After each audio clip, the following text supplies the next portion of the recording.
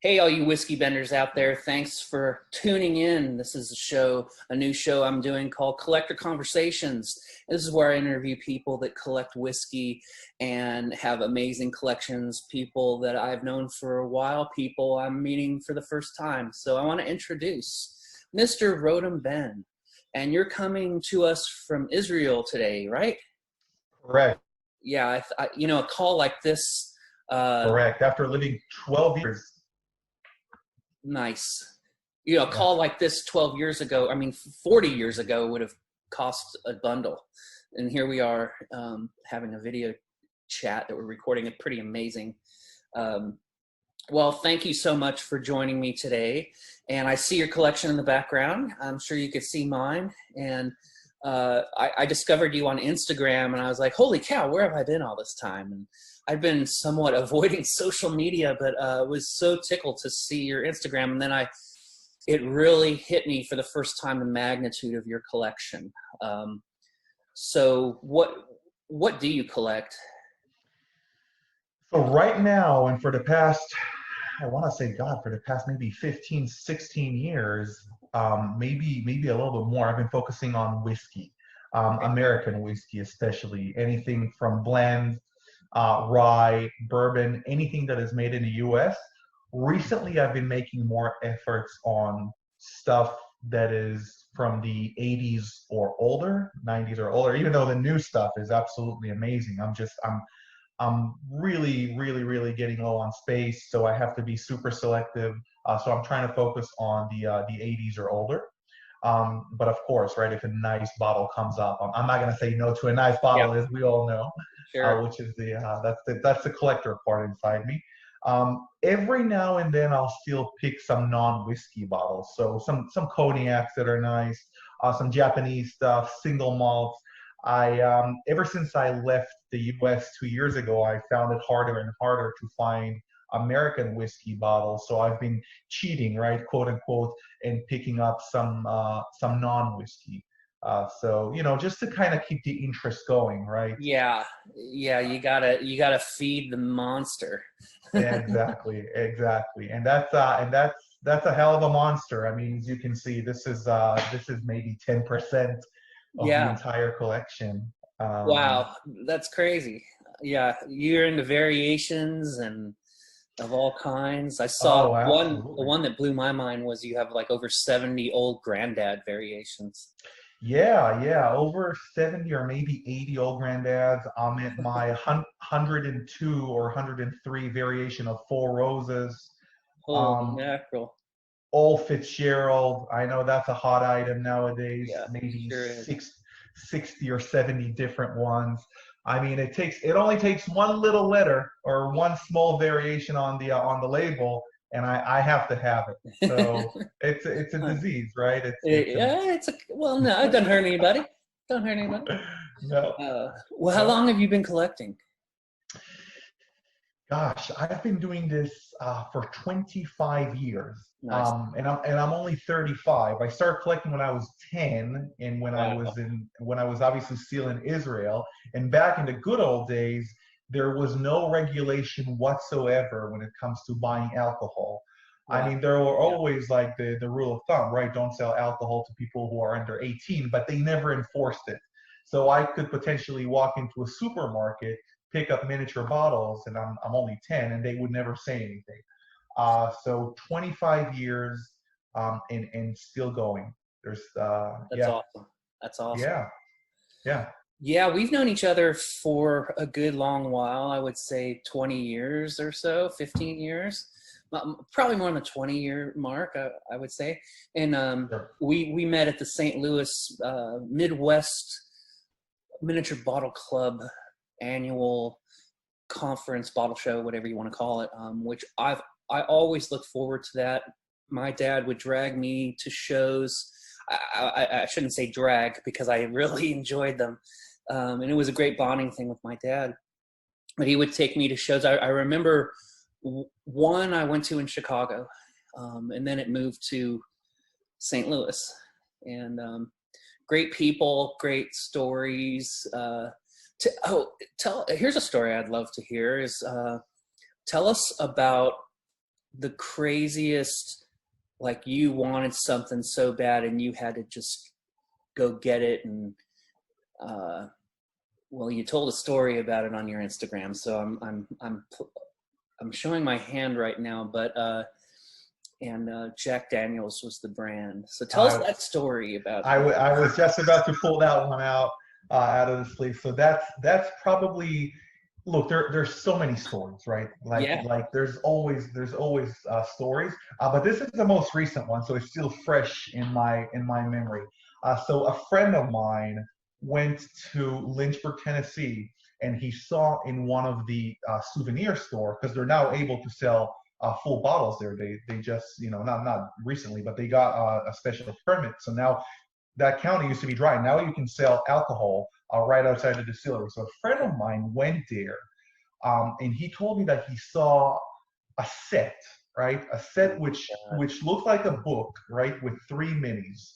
And these were like very rare salesperson sampler from the 50s, 3 minis of Jack Daniels. And that was about 2 years ago. Wow. And I had a flight to the US already booked, and I told that guy, listen, we are going to drive to Lynchburg together as soon as I get off the plane. I don't care that it's 7 hours drive.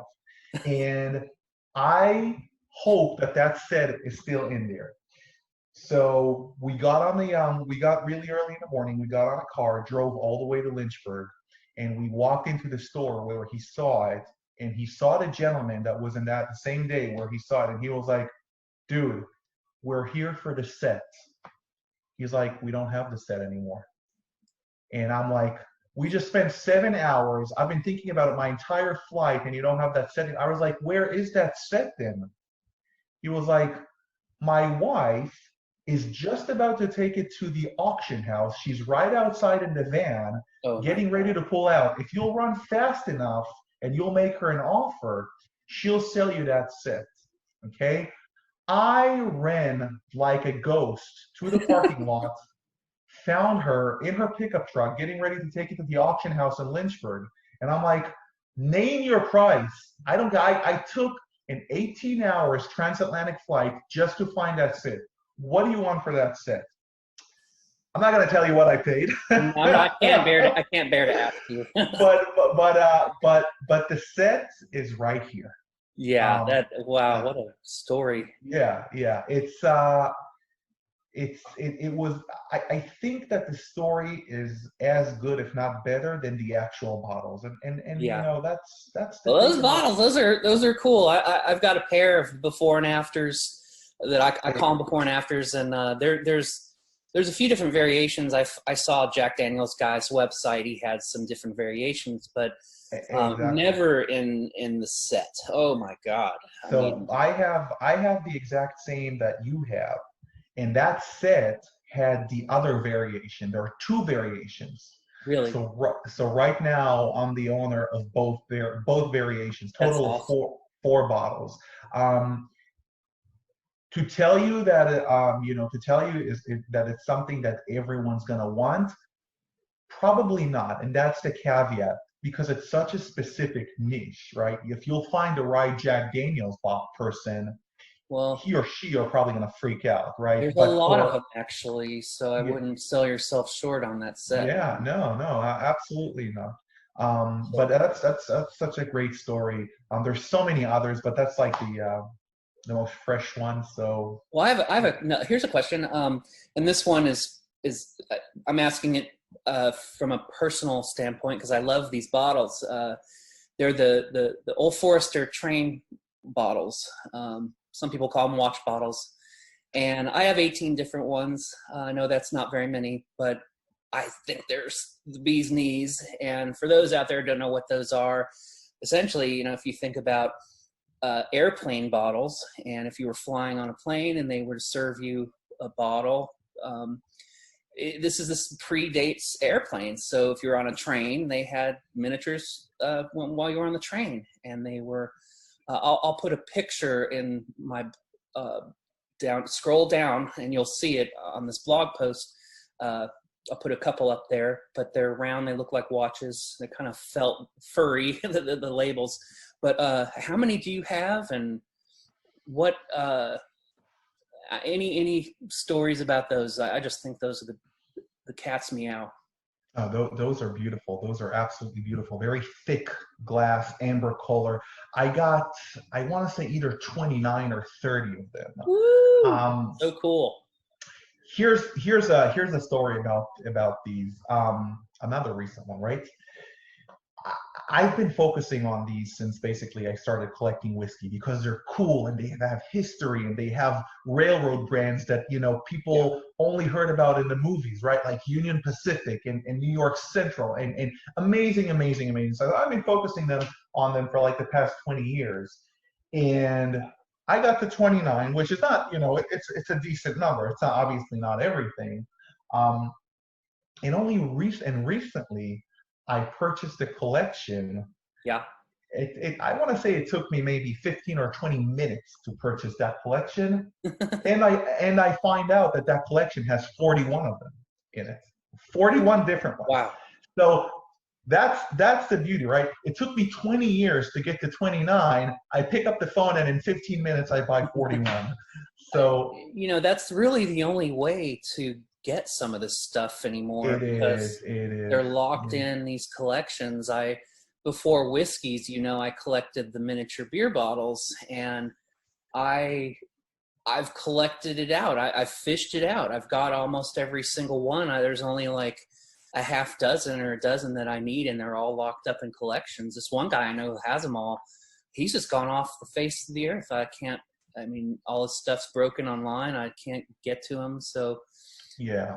I don't know. But I mean, every now and then something will pop up on eBay. I still check a couple times a week, and I started collecting the wooden openers and got almost all of those now. So yeah, I've got, when it comes to mini beers, I've definitely got the bug like you have for the whiskeys. So I love the whiskeys, as you can see. yeah. But I'm almost overwhelmed by how many there are in different ones, and I'm afraid if I got your bug, there'd be no stopping me. And with the mini beers, I was like that, and I think one of the reasons is there was a checklist, and there was a defined number of them, but every now and then something would come out of the woodwork no one had seen. And I collected baseball cards before that, and as a kid, I liked the structure of knowing that there was a finite amount to get for each year. So, yeah, those bottles being locked up in a collection like that, I mean, whew, you ever feel like you curate your own museum? Yeah, for sure. Um, regarding what you're saying about those bottles locked in other collections, Yeah, yeah, I'm obviously missing. I miss a lot of bottles, right? But it gives me a lot of comfort knowing where the bottles that are missing are at, right? okay, Like I know that you're missing, that I have some stuff, that you have some stuff that I'm missing. I know other collectors has it, but at least I know where they're at, right? And that makes me feel a little bit more comfortable because at yeah, some point I'll be able to put my hands on them in one way or another, right? probably, yeah, Um, yeah, so yeah, so that brings me a little bit more comfort. I check eBay every now and then too. I mean, ever since eBay became dry, what was yeah, it, like 14, 15 years ago? I hate that. Um, yeah, that was really hard. Um, and ever since I don't live in the States, I don't go to, estate sales and all that stuff, because sometimes you'll find stuff in those as well, or flea markets. Yeah, So it's harder. It's harder. But like you said, right, social media brings you lots of good leads on bottles. yeah, Plus, plus the waiting. I don't think that there's anything bad in waiting for bottles, right? Like that yeah. the wait is part of it's part of the game. I think the chase is as fun as the prey. You know, Um, it's funny you mentioned knowing where the bottles are, because I in the mini beer collecting, I'm like that. I know where certain bottles are that I need, and I've sometimes you can track them going from collection to collection, from collector to collector. There's one that I need real bad to this day, and there's a gentleman who set up a table in St. Louis, and I'm still trying to figure out who the guy was so I can go after him. Um, Oh well, the bottles have shown up 3 times on eBay in 20 years. So one day it will be. I'm so confident it'll be mine. Sometimes I will print out a color copy of it and put it on my dream board. And seriously, I do stuff like that. I manifest things, But that one's Well, still elusive. listen, And with somebody told me once, with bottles, eventually all dreams are going to come true. yeah, And just wait, and also have a buck or two extra in your pocket yeah. just in case. Well, Mhm. one thing that's really, I hope you think this is fun about the hobby. I think it's fun is, I'm compared to you, I have a fairly modest collection, and I still have stuff you don't have. And part of that's my dad and being in the hobby myself and the people I know. But it speaks to the immense volume of stuff out there, and new stuff just keeps coming up. There's no checklist. There's no definitive guide. There are people have done books, and like my dad and Jim Triffin, rest his soul. I remember him when I was a little kid. Great. Those books are great to this day. You look at them and you drool over some of the pictures. I'm sure there's some things in those books you're like, oh, where's that thing? Oh, absolutely, absolutely. Especially the California ones. People in Oh, those books, people used to show a lot of California bottles, yes. and that's one of those things that that I would love to put my hands on. But you know what? I have patience. I'm completely fine with waiting, and I'll get what I'll get at the end of the day. Well, Um, let's get specific because someone watching this might have something that you need.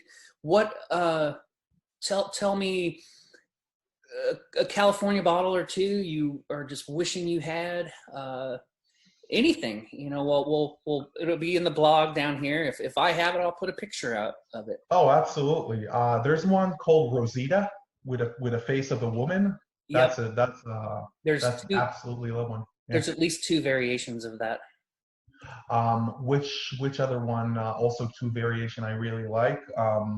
Called Lebel. I want to Okay. say Lebel. It has like an orangish label with a riverboat on it. I haven't Um, seen that one. that one I believe is in Tristan's book. It's not very very rare, but it's. I love anything that with boats and with airplanes, and so Oh, that one is gorgeous. yeah. But Oh, the yeah, labels. Wow. yeah. I mean, anything that I'm really missing in California, I miss a lot. I think I only have like 45, 50 bottles, which is also not bad. Um, No, not at all. but yeah, to be perfectly honest, I love the California bottles, but I'm absolutely obsessed with the Maryland stuff. Maybe because I lived Really? in Maryland. I love the Maryland, the I, whole like Maryland rye and Maryland, Pennsylvania. The rye bottles are just I find them phenomenal, and they might not be as graphic as the California and not cool shape as the California, but I don't know, maybe because Baltimore. I used to go to Baltimore at least once a week. yeah. Go check this out. I got this from a guy that we both know who I hope to interview soon. We did a trade. It's a Susquehanna rye, Oh wow, and that's I something 6 year old. It's 1907. Uh, Look how dark unreal. that is. I bet that's some spicy stuff in there. No Looks really floaties or good. anything like that, right? It looks super clear. Yeah, it's very very clean, very good stuff. I put the Beautiful. I put the laboratory wax on it. I wouldn't Oh, do it if it had the tax stamp. Still, I wouldn't do it. But the cork, I can tell it's legit. Hillel knows it's legit. yeah, Um, yeah. The yeah, that's a paraffin, I think that's a Maryland rye. I'm almost positive. Let's is it? see. Well, gosh, I don't think there's a mini of one of these. I've never seen one. I've never seen a mini in Susquehanna. I've seen the label before, but not in a mini. It says Susquamish Distilling Company, New York, Distillers, New York. Huh. All right. Well, I'll do a little more research on that. I think the Susquehanna River goes through Maryland. I don't know. Someone in the comments set me straight. Yeah, Anyway, yeah, that's yeah. good. Wow, Maryland Rye. I have a few of those. I think they're cool. Maryland. Some of the Yeah. bottle, the labels on these things are cool, but boy, did they go to the trouble of creating some cool glass and so the bubble kind of glass and the Oh, Yeah. Boy, you're starting to light the fire in me right now. Just talking to you about this stuff, I'm starting to No, gain more interest in it. no, they're I love it. gorgeous. They're gorgeous. And some of these buildings still exist in Baltimore, if I'm not mistaken. Some wreckages of the building are still there. Yeah. Um, I want to say Sherwood or BPR. Which other ones we have? They had in Baltimore. I want to say Mount Vernon was produced at some point in Maryland. There's just Gibson's there? Gibson is actually Pennsylvania. Gibson's Okay. Pennsylvania rye. Okay. But yeah, Roxbury rye. That's a pre-pro that used to be made. I mean, there's just stories. It's just history of history. It's incredible. Yeah, and Yeah. again, the bottles are not that appealing as the other stuff. But it just that's the thing with whiskey, right? That's why I love collecting whiskey because of the whole history. Like you're seeing the bottles and you could imagine, right, how 100 years ago people were actually bottling them and doing the lithographs on the labels. And I think that's what's really cool, right? It's like Yeah. it's pure Americana. It totally is. It's right there with baseball, in my opinion. And what fascinates me is how a bottle can end up in your hands and it's survived its trip to your hands in the condition Incredible. it is in.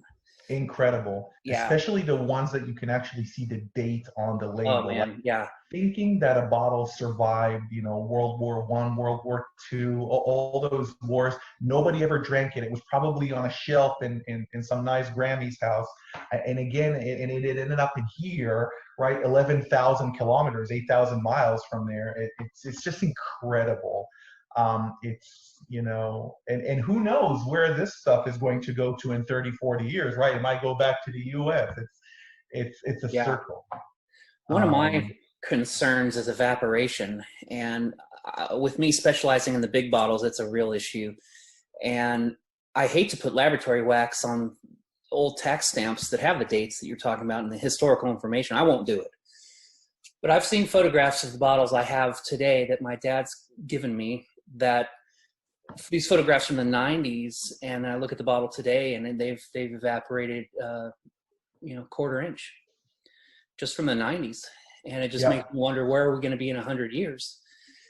And they won't be in my hands, but it makes you think, well, maybe we should drink them. But I don't know, maybe it's a decision for someone else who will have these in their collection, because they aren't going to be around forever.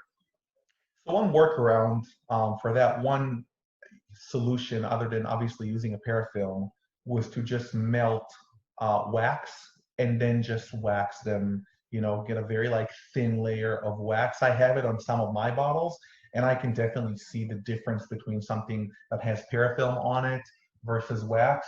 What's really nice is that with wax, you don't really hurt the tax stamp, right? If you know how to do it right, you don't have to dip like half of the bottle like Maker's Mark, right? Right. But Right. but just the top, give it like 2 seconds in a hot wax, and it's a lot better than the parafilm. Now the downside of that is that the parafilm you can just scratch, right, and you can remove easily. With Right. wax, melting that wax after putting it, it's going to be a little harder. But again, that's the purpose is, if your purpose is not drinking, is to keep it, then obviously try to seal it as best as possible. But if you think that you'll sip one of these bottles at some point, then the parafilm, just like you mentioned, would do the trick. It's not going to completely stop evaporation, but it'll delay it, right?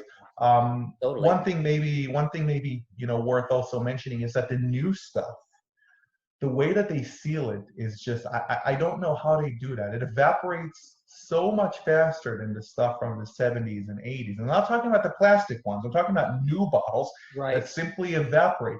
You see it a lot with tequilas, actually. Tequilas will evaporate like crazy. I don't know if it's because a lot of tequila producers using a cork, even for minis, right?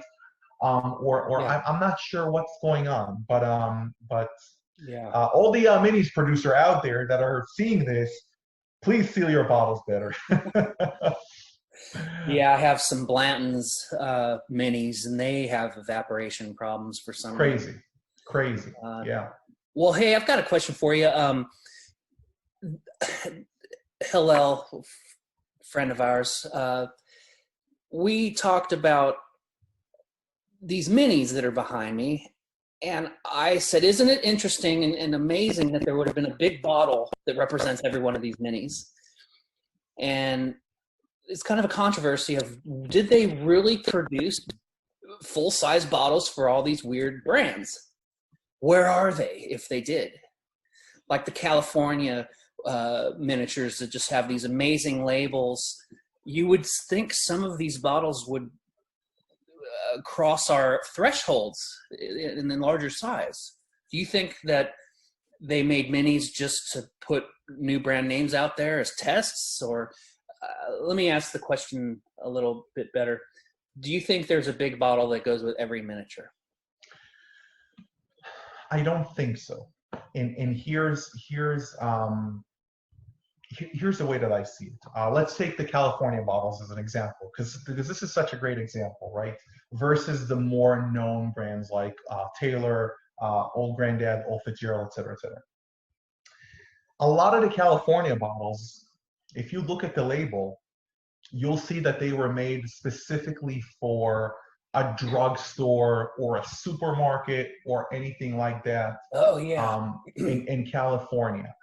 I can almost imagine these bottles sitting right next to the register, and when somebody's paying, he's like, oh, I'll take a shot of that. So I don't think that these were made in larger bottles. I think that these were made as either samplers or like shooters or something like that. However, purchase, yeah. Exactly. The larger the more known brands, I have, I see them all the time, right? I see a 750 size of Old Granddad, and I see, and you know what? It's even more interesting. The cloth bottles we mentioned earlier, the Old Forester round bottles, I've seen these in large bottles too. Yeah, I have one. So yeah, I In fact, hold on a second for our whiskey yeah. so they can see this thing.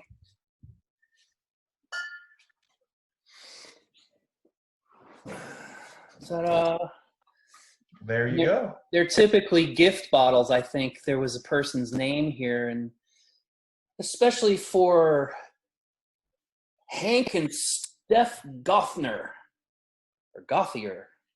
And it's that same felty kind of label. Yeah. Bottled and Bond. Whoa. I'm going to show my age here. laid down 1951. It's hard to say. I don't want to waste everyone's time, but it's at least a 4-year-old since it's Bottled and Bond. Yeah. Crazy. So I think that really, that's really the thing with the minis. There's a lot that have the larger ones, but I think that the ones that were made for like specialty stores or like very specific market, yeah, I think that these were more, minis only. Yeah, I think you're right. Now, okay, you've convinced me. I'm with you and Hillel. I think that the point of purchase theory makes a lot of sense, and the fact that we just haven't seen any large bottles of these Californians. I've seen quarter pints and half pints, empty ones. I sold a bunch of empties, collection on eBay recently, and there were several of those. I don't collect the empties, so. Yeah. But I also think, Scott, that on the contrary, you see a lot of large bottles that don't have the minis. And I'm not talking about the recent stuff. I'm talking, you just showed us this Susquehanna bottle. Yeah. Mm-hmm. I don't remember, I don't recall seeing a mini of that in 25 years of collecting. So you do have a lot of large brands that unfortunately never produced a mini. Yeah.